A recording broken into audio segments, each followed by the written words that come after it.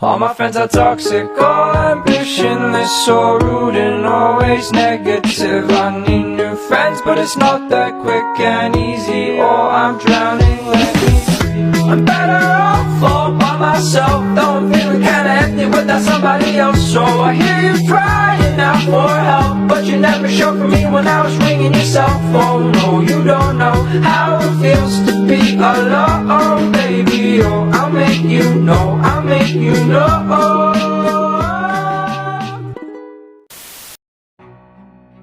Halo semuanya, kenalin nama gua Pras dan di video kali ini gua akan membahas tentang Lookism episode 367 di mana pertarungan Ma Tae-soo melawan Lee Ji-hoon dimulai.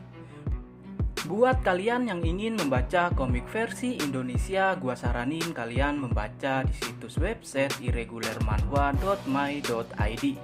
Link bisa kalian temukan di kolom komentar. Oke semuanya, mari kita mulai pembahasan.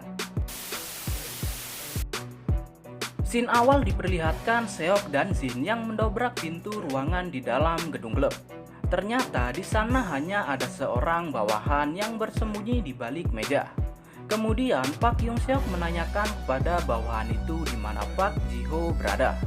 Dengan wajah ketakutan, bawahan tersebut mengatakan jika Park Ji-ho sedang menunggu Park Hyung Seok di tempat di mana Seok pertama kali menggunakan identitas Lee Ji-hoon. Menurut gua, tempat itu merupakan tempat di mana Park Ji-ho mendorong Seok jatuh. Park Hyung Seok sedikit terkejut. Lalu Jin langsung menggulung leher bawahan itu dengan rantai dan mengancamnya.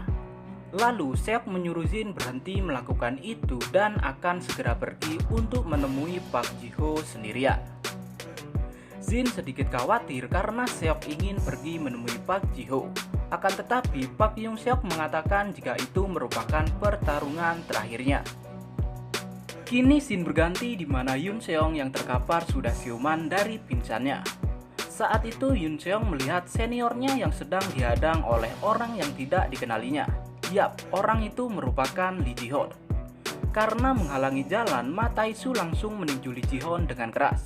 Namun Ma Tae-soo malah terkena pukul terlebih dahulu oleh Lee Ji-hoon aka Dige. Yoon Seong yang melihat pertarungan itu sedikit heran dengan gaya bertarung Lee Ji-hoon yang terlihat tenang, cepat dan tak bersuara. Ma Tae-soo yang dikenal mantan penguasa wilayah Angsan ini pun dibuat babak belur oleh Lee Ji-hoon. Karena wajahnya dipenuhi dengan darah, Ma Tae-soo mengingat kenangan kelam bersama orang itu. Meskipun Ma Tae-soo berusaha sekuat tenaga untuk melawan Lee Ji-hoon, tetap saja dia tak berkutik di depan legenda generasi satu ini. Bahkan tubuh Ma Tae-soo diangkat hanya dengan satu kaki. Ma Tae-soo yang babak belur itu mengatakan masih belum mengetahui identitas orang yang telah mengajarnya itu, dan berkata mulai akan bertarung dengan serius. Kemudian scene berganti ke masa di mana Yoon Seong diberi kekuasaan oleh Ma Tae-soo untuk menjadi raja di wilayah Ansan. Namun dalam hati Yoon Seong, dia ingin melanjutkan tekad seniornya dengan cara menguasai Ansan dengan satu tangan.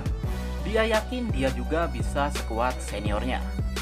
Kemudian scene berganti lagi di mana Ma Tae-soo dihajar habis-habisan oleh Lee Ji-hoon. Yoon Seong yang di sana menangis melihat seniornya tak berkutik. Ketika Ma Tae-soo tumbang, Lee Ji-hoon jongkok di depan Ma Tae-soo dan berkata jika Ma Tae-soo tetap tampan seperti dulu. Dan saat itu juga Ma Tae-soo teringat kenangan kelam ketika matanya dicabut oleh Lee Ji-hoon. Yap, Ma Tae-soo mengingatnya. Dia langsung mengajar Lee Ji-hoon sampai terpental. Dengan sangat marah, Ma Tae-soo berteriak jika dia akan membunuh Lee Ji-hoon. Dan kini orang yang dicari-carinya berada di depan mata. Kini Ma Tae-soo bersiap bertarung menggunakan kedua tangannya dan melakukan pukulan bertubi-tubi kepada Lee Ji-hoon.